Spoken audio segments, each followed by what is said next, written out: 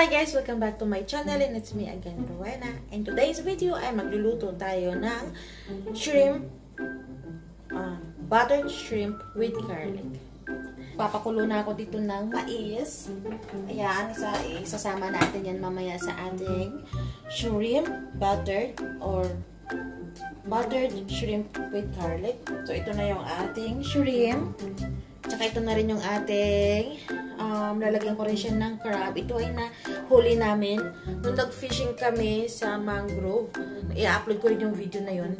So, ito yung nahuli namin kasama ito.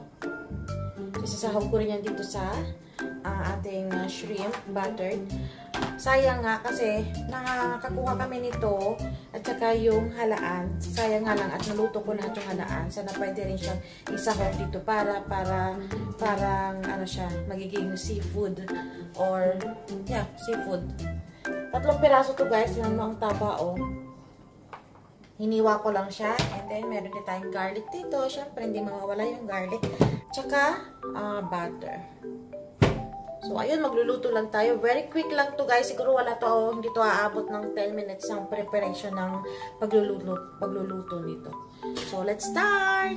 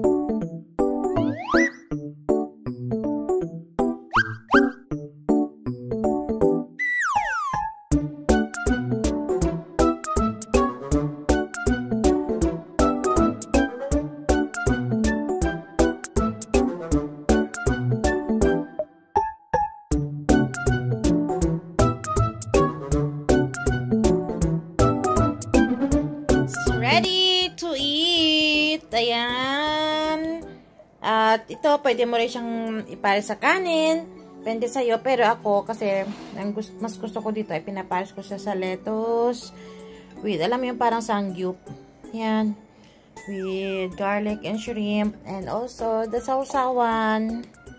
Yan. Ito yun siya. Yan. Hindi ko alam kung paano. Kung ano to basahin, pero basta ito yung siya. Masarap ito. Perfect ito sa mga ganitong ganitong pagkain. So, ayan. Let's eat!